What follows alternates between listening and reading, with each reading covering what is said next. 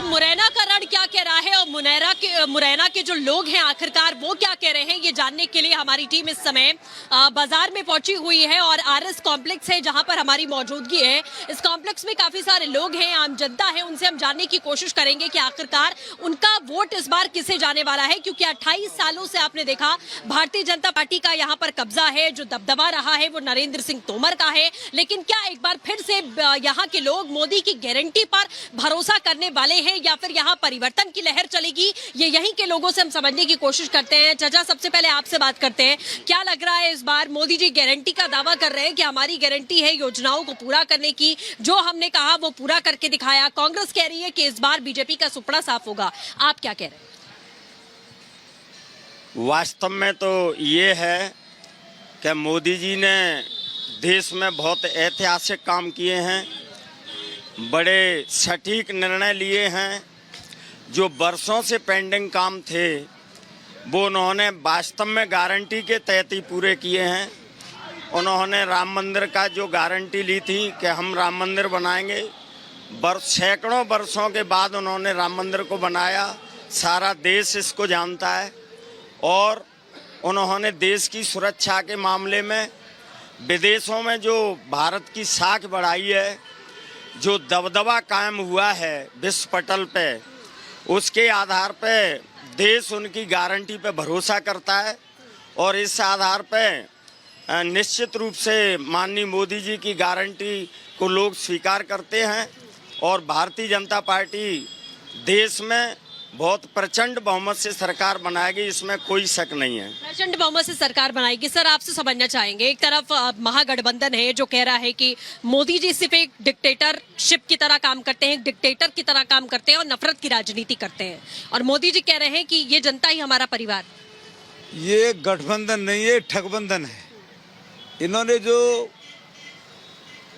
सारे ठगों ने इकट्ठा होकर के और भारत की सनातन और सभ्यता और भारत की अखंडता को एक लंबे अरसे से जो लोकतंत्र की बहाली के बाद जो क्षति पहुंचाने का कुठाराघात करके अखंड भारत को खंडित करने का निरंतर जो इन्होंने प्रयोग किया है, और काफ़ी हद तक ये लोग सफल रहे हैं। पर समय, प्रकृति और भगवान का ऐसा आशीर्वाद रहा कि जिन प्रभु श्री राम के 550 वर्ष के अंतराल के बाद जो परिस्थिति समय बदल के आया, आज वो परिस्थिति है कि भारतीय जनता पार्टी के समय में इन सारी घटनाओं को अंजाम देने का जो काम हुआ है, जैसे राम मंदिर है, 370 है। आपसे भी समझना चाहेंगे, क्या लग रहा है प्रधानमंत्री मोदी ने जो वादे किए क्या वो पूरे किए? मुरैना की जनता दोबारा भरोसा कर पाएगी? बिल्कुल करेंगे। भारतीय जनता पार्टी ने चाहे गाँवों की बात करें, हम रोडों की जाल बिछा दिया है, चाहे जल योजना हो, चाहे लाडली बहनाओं की बात हो, मोदी जी के नेतृत्व में बहुत गांव में वो खुशहाल हैं लोग।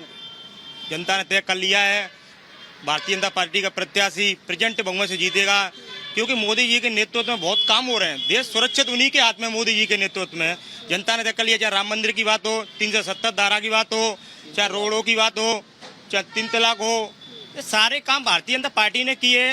जनता जानती है कि कितने काम कर रही है। देश में मोदी लहर की बात हो रही है। इस चुनावी समर में प्रभु श्री राम की चर्चा चारों तरफ है, जिसकी गूंज मुरैना में भी हमें सुनाई दी। चौपाल में मौजूद लोग कह रहे हैं कि जो राम को लाए हैं हम उनको लाएंगे। योजनाओं को लेकर क्या जमीन पर जो है वो धरातल पर लोगों तक पहुंच? बिल्कुल, सारी योजनाएं धरातल पर पहुंची हैं। आने वाली युवा पीढ़ी के लिए ये सबसे बड़ी योजना है जो आगे काम भी करेंगी, और जो राम को लाए हैं हम उनको लाएंगे। आएगा तो मोदी जी आएंगे, तो मोदी जी ही, ऐसा कह रहे हैं भाई साहब। आपको क्या लगा? जी बिल्कुल, मोदी जी ही आएंगे। राहुल गांधी कहाँ जाएंगे? राहुल गांधी जी बैठेंगे और उनका कुछ नहीं हो सकता। इटली जाएंगे, इटली, क्योंकि भारतीय जनता पार्टी का कार्यकर्ता धरातल पर काम करता है, मोदी जी की नीति से प्रभावित है और मोदी जी की योजनाओं का लाभ ले रहा है। ऐसा कोई घर नहीं है और जिसको मोदी जी की योजना का लाभ नहीं मिल रहा हो। जी, योजनाओं का लाभ मिल रहा है, इधर भी है। सर, आपसे समझना चाहेंगे, क्या लग रहा है किसकी सरकार आ रही है? सरकार मध्य प्रदेश में लाडली बहना योजना का जादू चलता है तो निश्चित रूप से इसका फायदा मिलेगा भाजपा को, क्योंकि ये क्रांतिकारी योजना थी मध्य प्रदेश की, जो भाजपा को पुनः 163 सीट लेके सत्ता में लाई। और वो योजनाओं महिलाओं से जुड़ी योजना थी और महिलाओं की बहुत बड़ी भूमिका है इस इलेक्शन में। और महिला अगर वोट डालती है तो वो निश्चित रूप से भाजपा के पक्ष में जाएगा। भाजपा के पक्ष में। सर, आप भी आगे आ जाइएगा, क्या लग रहा है, क्या माहौल है आपके मुरैना का? मुरैना में भारतीय जनता पार्टी ही अच्छे वोटों से विजयी घोषित होगी और महिलाओं का वोट परसेंट सबसे अधिक होगा। 24 के चुनाव में एक बार फिर से बीजेपी और मोदी सरकार के दावे लोग कर रहे हैं। ये दावे हवाई नहीं हैं, क्योंकि लोग कह रहे हैं कि मोदी राज में हर वर्ग, समाज के हर तबके का विकास हुआ है। महिलाओं का वोट परसेंट सबसे अधिक होगा, लोग कह रहे हैं। लेकिन अगर विपक्ष की बात करें तो वो यही कहता है कि सिर्फ हिंदू मुस्लिम करके बीजेपी बांटने की कोशिश करती है, कुछ करती नहीं है, सिर्फ हवा में सारी चीजें हो जाती। भारतीय जनता पार्टी ने विकास किया है और विकास के नाम पे भारतीय जनता पार्टी वोट मांगती है। उन्होंने हर जाति हर वर्ग के लिए कुछ ना कुछ काम किया है, चाहे लाड़ी बहना हो, किसान सम्मान निधि हो, आयुष्मान कार्ड हो। तो पीएम साहब ने इतना काम किया है कि हर गरीब के हित में कोई ना कोई ये ना लाभदायी है। इसी लाभ को मान करके वो अपना वोट करेंगे, भारतीय जनता पार्टी को विजयी बनाएंगे। क्योंकि मोदी से पहले कांग्रेस सरकार थी तो पाकिस्तान का इतना बुरा हाल था कि हमारे सैनिकों को सड़कों को काट करके ले जाते थे। आज मोदी जी के बनने से देश सुरक्षित है और पाकिस्तान के नाम आज पाकिस्तान कहीं से कहीं तक कोई नाम नहीं है। इसी प्रकार 370 को हटाने में कहा था महबूबा मुफ्ती जी ने, खून की नदियाँ बहेंगी, तो उन्होंने एक आधार बना करके सुप्रीम कोर्ट के हिसाब से काम चलाया और 70 अटी राम मंदिर भी बना और देश के सभी वर्गों ने उसको स्वीकार किया। स्वीकार किया। क्या लग रहा है किसकी सरकार बन रही भैया? मोदी जी पर भरोसा हो रहा है? बीजेपी मोदी बनाना चाहते हैं। बनाना चाहते हैं मोदी का। हाँ। क्यों? उसी ने कहा था बहुत काम कराया है, लेकिन कहा था पूरे मतलब मध्य प्रदेश में मतलब हमको चाहते हैं। आप चाहते हैं, आप क्या चाहते हैं? जो देश में अपने भारत का जो विकास हुआ है, आज से पिछली बार जितनी भी शासन रहा है कांग्रेस का, अदर स्टेट में जाके अदर उसमें विदेशों में जाके जो छाप जो भारत की उन्होंने मोदी जी ने रखी है, शायद ही कोई प्रधानमंत्री रखी हो। हम तो ये चाहेंगे ऐसा प्रधानमंत्री भारत को खोना नहीं चाहिए, प्रचंड बहुमत से आगे जिताना चाहिए और क्या कहते हैं आगे भारत को और जो काम रह गए हैं वो कर सके। प्रधानमंत्री को कह रहे हैं कि हम खोना नहीं चाहते। क्या विपक्ष का जनाधार एकदम खत्म हो गया है? कहीं पर भी वो दिखाई नहीं दे रहा, क्या लग रहा है? हाँ, वो तो विपक्ष तो खत्म ही है 100%। विपक्ष में कहीं कोई ऐसी दिख नहीं रहा है जो व्यक्ति जो है सरकार चला सके। और जहाँ तक मोदी जी का सवाल है तो पाकिस्तान भी इस बात को जो स्वीकार कर रहा है कि जो मोदी जी को आना चाहिए। वहाँ की पार्लियामेंट में भी जो स्टेटमेंट दिया है कि मोदी जी के लिए जो है पाकिस्तान भी शुक्रगुजार कर रहा है और सरकार बनाने के लिए जो है वहाँ की जनता भी उत्साहित है कि मोदी जी की सरकार बनना चाहिए देश के अंदर। और जबकि दोनों साथ साथ जो है आज़ाद हुए थे, उसी समय पे आज कटोरा लेके पाकिस्तान जो भीख मांगने के लिए तैयार है। और मोदी जी के नेतृत्व में जो देश विदेश भी लोग मान रहा है कि मोदी जी ने जो सरकार अच्छी चलाई और पुनः भी जो है उनकी सरकार बनेगी। आज से 5 दिन बाद मध्य प्रदेश के मुरैना सीट पर मतदाता एक बार फिर अपना प्रतिनिधि चुनेंगे। प्रत्याशियों की हार और जीत की किस्मत ईवीएम में लॉक हो जाएगी। ये वो सीट है जहां 28 सालों से बीजेपी चुनाव जीतती आ रही है और कांग्रेस के लिए यहां जीत का सूखा पड़ा है। ये जो चुनावी चर्चा थी उसमें आपने मुरैना के लोगों को सुना।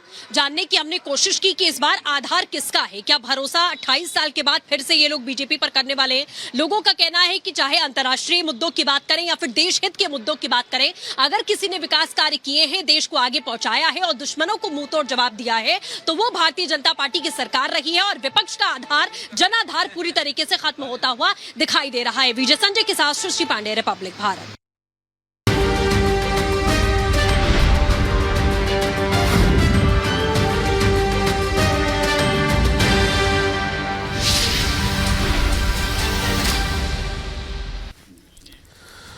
तो चलिए अब आगे बढ़ेंगे और बात तो सबसे सुपर हॉट सीट की करेंगे जिस पर इस बार चुनाव में सबकी नजरें टिकी हुई हैं। दरअसल हैदराबाद सीट पर सबकी नजरें और इन नजरों के बीच बीजेपी ने सीट पर जमकर प्रचार किया है। रिपोर्ट आपको दिखाते हैं। हैदराबाद में ओवैसी और माधवीलता के बीच सियासी मुकाबला दिलचस्प हो गया है। गढ़ बचाने के लिए ओवैसी पूरा जोर लगा रहे हैं तो वहीं माधवीलता को उम्मीद है कि इस बार वो ओवैसी को घर में मात दे देंगी। कल गृह मंत्री अमित शाह माधुलता के लिए हैदराबाद में प्रचार किया, तो वहीं ओवैसी ने अब बीजेपी सरकार पर पलटवार किया है। 10 साल में क्या मिला भारत के लोगों को? नौजवान बेरोजगार है, बेरोजगारी उसका मुकद्दर बन गया। कब तक आप नरेंद्र मोदी को, आरएसएस को मौका देंगे कि मस्जिद और मंदिर के नाम पर नफरतों की दीवारों को उठा दिया जाए? कब तक आप नरेंद्र मोदी को इस बात की और बीजेपी को इस बात की इजाजत देंगे कि दोनों कम्युनिटीज को लड़ाओ और अपनी सियासी रोटी सेको? ये भारत की आवाम को फैसला करना है। ओवैसी ने वार पलटवार के बीच लोगों से घर से निकलकर मतदान के दिन वोट करने की अपील की। Bureau report, Republic Bharat. और अब बात करेंगे समाजवादी पार्टी के प्रत्याशी अफजाल अंसारी की। गाजीपुर से अफजाल अंसारी समाजवादी पार्टी के प्रत्याशी हैं। लोगों को संबोधित कर रहे थे और इस दौरान उन्होंने माफिया डॉन मुख्तार अंसारी की तुलना कर डाली देश के शहीदों से। रिपोर्ट आपको दिखाते हैं। गाजीपुर से समाजवादी पार्टी के प्रत्याशी अफजाल अंसारी ने माफिया मुख्तार अंसारी की तुलना देश के शहीदों से की। जमुनिया क्षेत्र के लोगों को संबोधित करते हुए अफजाल ने मुख्तार को याद किया और शहीदों से तुलना की। ढोंग रचा जा रहा है कि उनको हार्ट अटैक हो गया। इतना जुल्म, इतना सितम, हम तो यही मानते हैं कि हमारे भाई ने आगे बढ़ करके इस जंग में अपनी कुर्बानी दी है। हमारा पूरा खानदान भी कुर्बान होने को